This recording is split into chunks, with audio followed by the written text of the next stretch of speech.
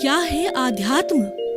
दर्शन, चिंतन धारा, विद्या या संस्कृति की परंपरागत विरासत। आध्यात्म दर्शन यानी जीवन का शाश्वत सत्य।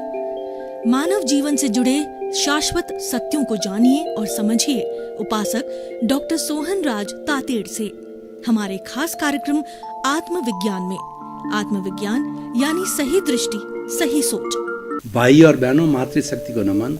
स्टूडियो में आप सभी का हार्दिक स्वागत है, अभिनंदन है, सत्कार है। आत्मविज्ञान साइंस ऑफ द सोल कार्यक्रम के अंतर्गत हम आपको अल्टीमेट ट्रुथ, सनातन सत्य, कुदरत का कानून, लॉ ऑफ द नेचर के माध्यम से जो है आपको सही रास्ता और सही सोच और सही दृष्टि देने के लिए आए हैं। और वो दृष्टि क्या है? अपने स्वभाव में रमण करना, ये सबसे बड़ा पुरुषार्थ। मैं कौन हूँ इसकी पहचान करना, ये सबसे बड़ा पुरुषार्थ है। और व्यक्ति इसकी पहचान कर लेता है, यानी जिंदगी में उसको कुछ भी करना शेष नहीं है। ये सारा कार्य हम आपको अलग अलग एपिसोड्स के माध्यम से बताते हैं। तो आज का विषय जो हमारा है, अणुव्रत चेतना का विकास। भाई और बहनों, बहुत ही सुंदर विषय है अणुव्रत। हमारी भारतीय संस्कृति व्रत प्रधान संस्कृति है और 365 दिन अलग अलग धर्मों के व्रत चलते रहते हैं। और भारतीय संस्कृति के अंदर व्रत को मुख्य दो भागों में बांटा गया है। एक तो महाव्रत। महाव्रत का मतलब एब्सोल्यूट पालन करना, उसके अंदर कोई छूट नहीं, और वो सन्यासी लोग करते हैं। और भारतीय संस्कृति के अंदर 5 महाव्रत बताए गए हैं: अहिंसा, सत्य, अचौर्य, ब्रह्मचर्य और अपरिग्रह। इन सब की 5 की पालना करने के लिए जो व्यक्ति महाव्रती होता है वह दीक्षा लेता है और वह जीवन पर्यंत जो है वह यह संकल्प करता है, हिंसा करनी नहीं, करवानी नहीं, अनुमोदनी नहीं, मन से नहीं, वचन से नहीं और काया से नहीं। 3x3 जो है 9 कोटि त्याग करके और वो पूर्ण अहिंसक बन जाता है। एब्सोल्यूट अहिंसक बन करके वो सन्यासी बन जाता है।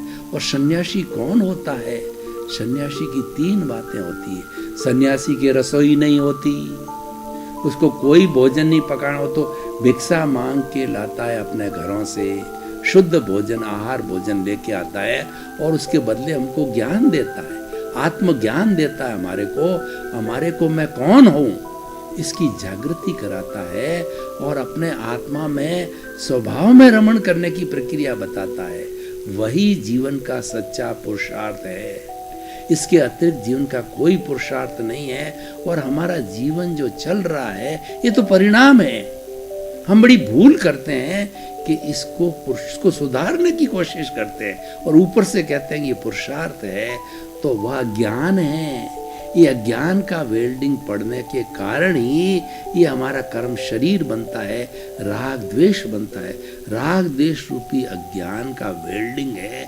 ये आत्मा और शरीर को जोड़े रखता है, आज से नहीं भवांतर से जोड़े हुए हैं। और जब ज्ञानी मिलते हैं और इस अज्ञान के वेल्डिंग को तोड़ने का उपाय बताते हैं, यानी जब उस अज्ञान को ज्ञान से तोड़ा जाता है, तो ज्ञान क्या है कि अपने स्वभाव में रमण करो, ये ज्ञान है। और ये जो ज्ञान है वही पुरुषार्थ होता है। सच्चा ज्ञान ही पुरुषार्थ होता है और उसके अतिरिक्त है वो सारा अज्ञान होता है। हम परिणाम को सुधारने को पुरुषार्थ कहते हैं, यह ज्ञान है। और ज्ञान जब हो जाता है कि मैं तो शुद्ध आत्मा हूँ, मैं तो ज्ञाता हूँ, मैं तो सृष्टा हूँ, मैं जानने वाला हूँ, देखने वाला शरीर अलग है, मैं अलग हूँ, वो भेद विज्ञान करता है, भेद रेखा बनता है, उसी का नाम सम्यक दर्शन है। और जब ये सम्यक दर्शन मिलता है, जब उसको वास्तविक ज्ञान मिलता है, और वास्तविक ज्ञान के बाद फिर मुक्ति की नींव चलती, ज्यों ज्यों उसकी जागृति लक्ष्य बढ़ता है और अनुभव बढ़ते बढ़ते 100% अनुभव होता है, तो उसको केवल दर्शन होता है, फिर केवल ज्ञान होकर के और वो ईश्वर बन जाता है, परमात्मा बन के सिद्ध बुद्ध मुक्त होकर सिद्ध शिला में विराजमान हो जाता है। तो हम महाव्रतों की बात कर रहे थे। जरूरी नहीं है, 2 तरह की कैटेगरी होता है, जे कम्मे सूरा से धम्मे सूरा। जो कर्मवीर होते हैं, कर्म करने में शूरवीर होते हैं, वही धर्म करने में शूरवीर होता है। क्योंकि ये शरीर है, कर्म में भी वही शरीर है और धर्म में भी वही शरीर है, दोनों में ताकत की जरूरत होती है। तो जो लोग अपनी दिशा को मोड़ देते हैं, यानी वो दृष्टि को मोड़ देते हैं, जो आत्मविज्ञान में हम दृष्टि की बात करते हैं, वो दृष्टि क्या है? वो दृष्टि यह है कि अपनी पहचान करना, मैं कौन हूँ, और अपने स्वभाव में ही रहना, यही दृष्टि है, यही पुरुषार्थ है। और ये जब ज्ञान, यही ज्ञान है, और इसका विपरीत ज्ञान है कि मैं शरीर हूँ, मैं करता हूँ, ये शरीर मेरा है, ये घर मेरा है, ये परिवार मेरा है, तो वो कर्ता भाव कर्म बंधन का कारण है और वो राग द्वेष पैदा करता है और ये श्रृंखला चलती रहती। तो हम बात कर रहे थे महाव्रत की बात की। हर व्यक्ति की ताकत एक जैसी नहीं होती है, तो सारी दुनिया का कैसे विकास हो? तो भगवान तो करुणाशील है, उन्होंने कहा भाई कि तुम ये अगर मेरिट में फर्स्ट नहीं आ सकते हो तो तुम पास तो हो सकते हो। कि हाँ मैं पास हो सकता हूँ, तो उन्होंने अणुव्रत दिया। गृहस्थी को कहा कि तुम्हारे बाल है, बच्चे हैं, घर है, परिवार है, माता है, पिता है, सारा जीवन तुम नॉर्मल एक गृहस्थी की तरह यापन करो, लेकिन साथ साथ में अणुव्रतों का पालन करो। अणु का मतलब छोटा व्रत, महाव्रत का मतलब कोई भी छूट नहीं, 0% छूट, एक्सक्लूसिव 100% पालन करना। अणुव्रति को छूट ही छूट है। अहिंसा, स्थूल हिंसा नहीं करनी, सत्य, स्थूल झूठ नहीं बोलना, और अचौर्य, स्थूल चोरी नहीं करनी, और उसके बाद के अंदर जो है ब्रह्मचर्य, स्वधार, संतोष।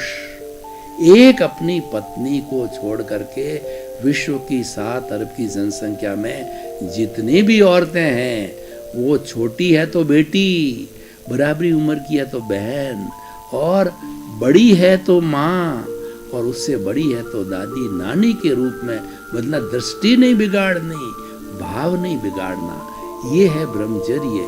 और है परिग्रह, मतलब तुम्हें सीमा, तुम्हारे घर है, परिवार है, और तुम्हारा समाज है, अतिथि देवो भव है।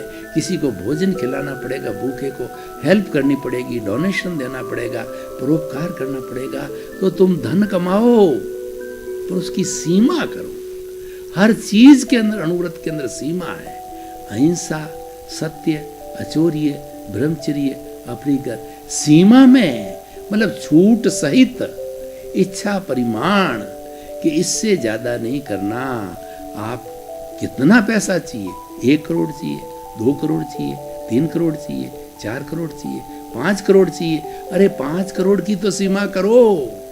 आपके भाग्योदय से 5 से 10 करोड़ आ गया तो बाकी पैसा वो आपका नहीं है, मालिकाना हक छोड़ दीजिए, और वो पब्लिक मनी है, वो लोक कल्याण में लगाओ, चैरिटेबल ट्रस्ट में लगाओ। जो बेचारे लूले, लंगड़े, अपाहिज, मूक, बधिर, अनाथ, वृद्ध और विधवाएं, उनके के लिए लगाओ, उनके कल्याण के लिए लगाओ, उसके अंदर उसका उपयोग करो, क्योंकि आपके पुण्योदय से मिले। और जो ही आप अपनी सीमा करोगे, त्यों ही वो आपको जो है चैरिटी का खाता खुल जाता है, वो आपको मिलता रहेगा। तो भाई और बहनों, अणुव्रत की चेतना को जगाना मतलब अनाशक्ति को जगाना। जो अहिंसा अणुव्रत क्या है? निरपराध प्राणी की हिंसा नहीं करना। हम खाने में, पीने में, उठने में, बैठने में हिंसा करते हैं। हिंसा 3 तरह की होती है। एक हिंसा आरंभजा हिंसा, गृहस्थी को कमाना पड़ेगा, खेती करनी पड़ेगी, व्यापार करना पड़ेगा, वो अलाउड है। और दूसरा है कि प्रतिरोधजा हिंसा, किसी ने आपके लाठी मार दी, कोई गुंडा आपके घर में घुस गया, उसका प्रतिकार करो। और किसी देश ने आप पर आक्रमण किया तो आप भी उसका ईंट का जवाब पत्थर से दो। वो प्रतिरोधजा हिंसा अलाउड है, क्योंकि शरीर है, परिवार है, समाज है, देश है। और तीसरा होती संकल्पजा हिंसा, जानबूझकर हिंसा करनी, नॉट अलाउड एट ऑल। उसी तरीके से सीमा से अतिरिक्त जो है झूठ बोलना सीमा में चलो अलाउड है। अचौर्य मतलब चोरी करना, और चोरी करना कैसे कि आप बिजनेसमैन हो तो जो आपने 10%, 15%, 20% का मार्जिन दिया तो ये सूक्ष्म रूप से ये चोरी है, लेकिन स्थूल रूप से आपको अनुभूति को ये अलाउड है, स्थूल रूप में ये अलाउड है। इसी तरीके से परिग्रह की बात मैंने कही, ब्रह्मचर्य की बात कही, तो इन सब चीज़ों का इनकी चेतना को जगाना और ये व्यक्ति आसानी से कर सकता है।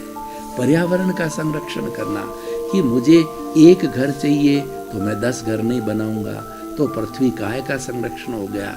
मुझे 5 लीटर पानी स्नान के लिए चाहिए तो मैं 10 लीटर 10 बाल्टी खर्च नहीं करूंगा, ये अपकाय का जो संरक्षण हो गया।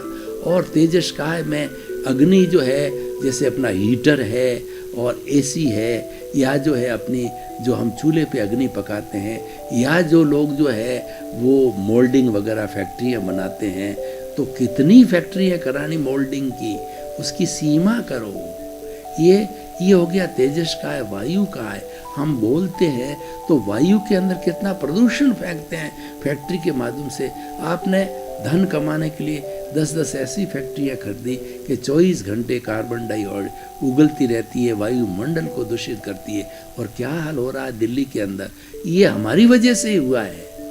हमने ये प्रदूषण इतना फैला दिया, अपनी लेवरिशनेस के लिए 2-2, 5-5 गाड़ियाँ रखते हैं हम, और हम जो है वो खूब आनंद का जीवन जीते हैं, दूसरों का हक मारते हैं, दूसरों के साथ अन्याय करते हैं, दूसरे लोग भूखे रहते हैं।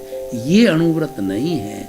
अणुव्रत तो कहता है जितनी तुम्हारी आवश्यकता है, नीड अलाउड, और ग्रीड को जो है बोटा लगाओ, ग्रीड को क्रॉस करो। एक मकान चाहिए, नो, 2 अलाउड नहीं। आजकल परिवार है तो गाड़ी विलासिता नहीं है, गाड़ी अलाउड, 2 गाड़ी नॉट अलाउड। मोबाइल है 2-5 हज़ार का आजकल सब चाहिए, अलाउड। 50 हज़ार का नॉट अलाउड। कपड़ा आपका 1000 रुपये में एक ड्रेस बनती है, आप 5000 की कीमती रखते हो, नॉट अलाउड। 100 ड्रेसें रखते हो। तो हर चीज़ की सीमा करना, इच्छा परिणाम परिमाण, इच्छाओं को संकोच करो, अपनी आवश्यकताओं को कम करो, ये चेतना जगाओ। देखिए इसका संबंध अणुव्रत की चेतना का जो है हमारे आत्मविज्ञान से कैसे है, मैं आपको बताना चाहता हूँ कि आपको अपना परिवार, स्वयं का शरीर, माता पिता और अतिथि देवो भव और थोड़ा बहुत समाज का परोपकार सब करना है। सब करने के लिए हमारे को इतनी चीज़ की आवश्यकता है, इतने पैसों की आवश्यकता है, इतनी फैक्ट्री की आवश्यकता है और इतनी सब चीज़ों की आवश्यकता है। वो आपने डिज़ाइन कर दिया तो आप निश्चिंत हो गए कि इसके ज़्यादा मुझे नहीं करना है। ये अनाशक्ति हो गई। अगर आप बंधते नहीं हो, आप अणुव्रत की चेतना को नहीं जगाते हो, तो आप 10-10 फैक्ट्रियाँ खड़ी करोगे। आप जो है 1 करोड़ की जगह 100 करोड़ आता जाएगा और अपनी तिजोरियाँ भरते रहोगे और तिजोरियाँ भर करके दुखी होगे। आपको ब्लड प्रेशर हो जाएगा, आपको शुगर हो जाएगा, आपको किडनी हो जाएगी और लुटेरे लूट के ले जाएंगे। एक्सेस पैसा होगा वहीं तो लूट पड़ती है और गवर्नमेंट की रेड पड़ेगी। और आपने अणुव्रत की चेतना को जागृत किया कि मुझे भाई सारी चीज़ों का करने के लिए, अच्छा जीवन जीने के लिए इतना साधन चाहिए, उससे अतिरिक्त मैं संग्रह नहीं करूँगा। और मेरे भाग्य से अगर उससे ज़्यादा आगे और आता है, जो ही आप अणुव्रत की चेतना जगाओगे तो आपके पास पैसा ज़्यादा आना लगेगा। दोनों हाथों से उलीचिए, वो तो पब्लिक मनी है, उसकी तो पहले ही हमने कह दिया मेरा नहीं है, लोक कल्याण में लगाइए। देखिए मैं आपको एक उदाहरण बताता हूँ कि विश्व का सबसे बड़ा धनाढ्य व्यक्ति बिल गेट्स है। उसकी जीवनी को मैंने पढ़ा, आप भी पढ़िए। बहुत ही ज़्यादा जो है वो संस्कार देने वाली है, उपयोगी है, मोटिवेशनल है कि वो अपनी सारी कमाई का 2-3% अपने परिवार पे, वही पुराना बंगला, वही पुरानी कार, वही पुराना फर्नीचर, उससे ज़्यादा वो खर्च नहीं करते। और 97-96% वो लोक कल्याण में, चैरिटेबल में करते हैं। उसी तरह से हमारे हिंदुस्तान में टाटा है, बिड़ला है, डालमिया है, सिंघानिया है और बांगड़ है। ऐसे बहुत बड़े जो टॉप 10 धनाढ्य लोग हैं वो बहुत पैसा जो चैरिटी में डालते हैं, क्योंकि वो लोग बहुत समझदार हैं। बिड़ला जी तो इतने समझदार है, बिड़ला जी ने जब कमाना बहुत ही उन्होंने नाजुक स्थिति में कमाना चालू किया। जब वो पिलानी से जो है वो कोलकाता आए, उनके पास में रेलवे का किराया नहीं था। उन्होंने जो है वो अपने पिलानी में आज भी उनके बर्तन है वो किसी के पास अडाने रख करके पैसा लेके आए। तो आज उनके पोते घनश्याम दास जी बिड़ला जी के पोते कह रहे हैं तुम लाखों करोड़ों जो चाहे जो ले लो और हमारा ये कलंक मिटा दो कि हमारे दादा परदादा का पैसा, ये जो बर्तन तुम्हारे पास रहन पड़े हैं वो रहन रख के गया तो वो दे नहीं रहा है ब्राह्मण। वो कह रहा है कि मैं एक दुनिया को सबक देना चाहता हूँ, दुनिया अहंकार नहीं करे। बिड़ला जी कभी ऐसी हालत में, तो हर व्यक्ति उसी हालत में था। जो आज रिलायंस वाले हैं उनके धीरू भाई अंबानी पेट्रोल पंप पे पेट्रोल भरा करते थे, अखबार बेचा, हर एक की ये स्थिति होती है। अहंकार करने की जरूरत नहीं है। जब भाग्योदय होता है, खूब मिलता है, तो वह लोक कल्याण में लगाना चाहिए। और वही आज का विषय है। अणुव्रत चेतना का जागरण करते हैं तो हम आत्मविज्ञान में पुरुषार्थ भी साथ साथ चलता है, क्योंकि हम निश्चिंत हो जाते हैं। इसके अतिरिक्त कुछ नहीं करना, एक बाउंड्री बन जाती है, एक सीमा बन जाती है और वो तुरंत ईश्वर तुरंत उसकी आवश्यकता की पूर्ति कर देता है और एक्स्ट्रा देने लग जाता है, क्योंकि उनको पता है कि ये अणुव्रत की चेतना वाला व्यक्ति है, ये नियमबद्ध व्यक्ति है और ये सारा पैसा दुरुपयोग नहीं करेगा। इसने व्रत ले रखा है, अणुव्रत का मतलब इसने नियम ले रखा है, उसके पास बहुत आता है। मैं आपको उदाहरण देना चाहता हूँ अणुव्रत की चेतना का, कि इतने बड़े बड़े करोड़ों अरबों के जो मंदिर बनते हैं, जैन मंदिर की बात करूँ, भोजनशाला बनती है, मंदिर बनता है, बड़ा परिसर आता है, ये पैसा कहाँ से आता है? तो क्या होता है, भगवान के जो इष्ट देवता होते हैं उनके पास रिद्धि सिद्धि होती है। भक्त को देखते हैं किसका भक्त का दिल साफ है और कौन सा भक्त जो है वह ईश्वर में विश्वास करने वाला है। जो पैसा हम अपनी रिद्धि सिद्धि से इसको पुण्य के रूप में देंगे, सारा पैसा मंदिर में खर्च करेगा, उसका पुण्योदय तो है। लेकिन देने वाले जो है, जो इष्ट अधिष्ठायक देव है, वो ऐसे व्यक्ति को देते हैं। ऐसा व्यक्ति बोली बोलता है 5 करोड़ 10 करोड़ 20 करोड़ 100 करोड़ 200 करोड़, और वो पैसा उसके देवता से समझिए, उसके पुण्योदय से मिलता है और मंदिर खड़ा हो जाता है। आप भीनमहल में जाकर के देखिए, 200 करोड़ रुपया एक ही कोठारी परिवार ने लगाया और इतना बड़ा मंदिर बन गया। क्या किसी की ताकत है 200 करोड़ लगाना? इष्ट देव ने उसके पुण्योदय ने किया। और अणुव्रत चेतना है कि मुझे इससे ज़्यादा, वो बिल्कुल सिंपल व्यक्ति है, सिंपल परिवार है और अणुव्रतों का पालन करते हैं, अपने लिए कुछ नहीं रखते हैं, सारा लोक कल्याण में लगाया। तो भाई और बहनों, मैं दोनों बातों को जोड़ रहा हूँ। अणुव्रत की चेतना का जो है हम विकास क्यों करना चाहते हैं? हम अनाशक्ति जगाना चाहते हैं। हम अनाशक्ति का अर्थ क्या है? ये शरीर नाशवान है, ये शरीर जाने वाला है और हमारी आत्मा अजर है, अमर है, अविनाशी है। भूतकाल में थी, वर्तमान में बोल रही है, ये आत्मा की प्रेजेंस से बोल रहा है। और भविष्य में भी अगर पुण्योदय से वापस मनुष्य योनि बनी तो फिर ये हाजिर रहेगा। तो ये हर युग में, हर समय में ये आत्मा कॉमन रही है। तो इसका मतलब कॉमन चीज को पहचानना, कॉमन चीज का अनुभव करना, वो मैं कौन हूँ, वो रियल अनुभव है। और रियल अनुभव भी पुरुषार्थ है, क्योंकि ये तो जड़ है, ये तो जलने वाला है। फिर इसकी बातों में आकर के जड़ की बातों में क्यों समय वेस्ट करना? ये तो वेस्टेज ऑफ द टाइम है, क्योंकि ये तो प्रकृति के अधीन है, ये तो कुदरत के अधीन है और कुदरत के अपने नियम है। कुदरत किसी को भी जो है कर्ता बनने की परमिशन नहीं देता है, ये कुदरत का कानून है, कोई भी नहीं है। और मनुष्य जबरदस्ती कर्ता बन करके अज्ञानवश बन जाता है, टांग अड़ा करके प्रकृति के विरुद्ध जा करके, तो ये राग द्वेष का वेल्डिंग अज्ञान पड़ जाता है। इस अज्ञान के कारण ही तो ये आत्मा और शरीर का संबंध भवान्तर रहता है। और जो ही अज्ञान की वेल्डिंग टूटी कि मैं अलग, ये अलग, तो उसके बीच वाला राग द्वेष समाप्त, राग द्वेष समाप्त, तो ये आत्मा सिद्ध बुद्ध मुक्त हो जाती है। और ये शरीर बेचारा जो कि हमारे इस पर्यावरण से आया है, पृथ्वी जल अग्नि वायु और आकाश का बना हुआ है, तो ये खत्म होते ही पृथ्वी में, जल जल में, अग्नि अग्नि में, वायु वायु में और आकाश आकाश में चला जाता है। और इसके भीतर जो कर्म शरीर तो पहले जरण होने के बाद यही समाप्त होता, वो नहीं जरेंगे, हिसाब जीरो हो जाएगा, तभी तो मुक्ति होगी। तो भाई और बहनों, इसका मूल क्या है? इसका मूल है अनाशक्ति। ये अनाशक्ति कहाँ से आएगी? ये अनाशक्ति अणुव्रत की चेतना से आएगी। चेतना मतलब हमारी आत्मा, हमारी आत्मा को व्यवहार जगत के अंदर चेतन करता है, क्योंकि व्यवहार शुद्धि बिना निश्चय शुद्धि नहीं है। व्यवहार शुद्धि क्या है? ये जो कर्म शरीर, जो भीतर जो कर्म के परमाणु जन्म जन्मांतर के, इनको जीरो करना। और ये जीरो कब होंगे? कि हम अपने स्वभाव में रमण करने लग जाएंगे, तो ऑटोमेटिकली ये धीरे धीरे सफाई होती रहती है।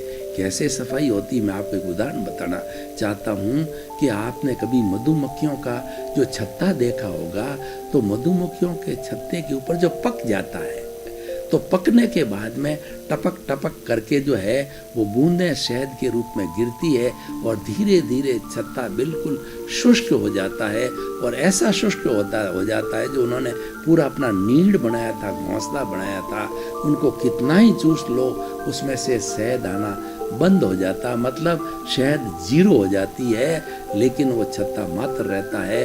तो ये कर्म परमाणु भी हमारे सारे साफ होके जड़ जाते हों, जैसे कि वो कर्म परमाणु मतलब जो शहद रूप में निकल गए, तो झरण हो गया, वो निर्जरा हो गया और जीरो हो गया कर्म शरीर। जीरो कर्म शरीर होते ही आत्मा एक सेकंड नहीं लगाती है, जीरो होते ही वो सिद्ध बुद्ध और मुक्त होकर के सिद्धालय के अंदर परमात्मा बन करके बैठ जाती है। और वहाँ पर वो क्या करती है? वहाँ अनंत ज्ञान, अनंत दर्शन, अनंत शक्ति और अनंत सुख के धाम के रूप में स्थिर हो जाती है और कोई भी दुख नहीं आता है। दुख समाप्त हो गया, शरीरी हो जाती है। वो मुक्ति की अवस्था, मोक्ष की अवस्था है और वो हम पाना चाहते हैं।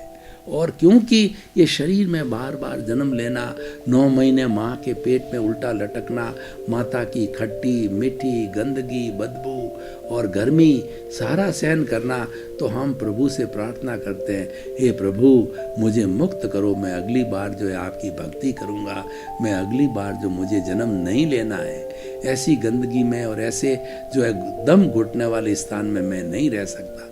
लेकिन जो ही बच्चा बाहर आता है, तो वहीं वह जो है वो अपना लेकर के आता है। तो अगर मान लो ज्ञानी हो जाता है, ज्ञान का संसर्ग मिल जाता है, पिछले जन्म में भी वो ज्ञान लेकर के आया है, तो वह मुक्त रहेगा। यानी जो कुछ भी उसका परिणाम चल रहा है उसके साथ नहीं जुड़ेगा तो ज्ञान की वेल्डिंग नहीं पड़ेगी। राग द्वेष अज्ञान है, अज्ञान की वेल्डिंग नहीं पड़ेगी और वह इसी जन्म में ही आगे सिमंदर स्वामी के चरणों में जाके महाविद्य क्षेत्र में अगले जन्म में जन्म लेकर के सिद्ध बुद्ध मुक्त हो सकता है। तो भाई और बहनों, बहुत ही सुंदर विषय है। भाई और बहनों, आपका बहुत बहुत धन्यवाद। आप आत्मविज्ञान कार्यक्रम देखते रहिए। आत्मविज्ञान कार्यक्रम हमारी जीवन की हर समस्या, चाहे व्यवहार की हो, चाहे जो है वो हमारे भीतरी जगत की हो, मानसिक शांति की हो, अध्यात्म की हो, हर समस्या का समाधान इसमें है। क्योंकि समाधान देने वाला प्रभु हमारे साथ में है। समाधान प्रभु देता है। प्रभु अनंत शक्ति वाला है, प्रभु सुख का धाम है, तो सारा समाधान उसमें छिपा हुआ है। क्योंकि हमने पहले ही प्रभु की शरण ले ली। हमने आत्मविज्ञान में आत्मा की शरण से ही बात करते हैं, इसकी आज्ञा से ही बात करते हैं। तो सर्वे भवन्तु सुखिनः, सर्वे भवन्तु निरामया। आप सभी का जीवन आनंदमय हो, मंगलमय हो, सुखमय हो और आप ही सभी को मुक्ति मिले। आपके प्रति बहुत बहुत शुभकामनाएं। आत्मविज्ञान में आत्मविज्ञान यानी सही दृष्टि, सही सोच।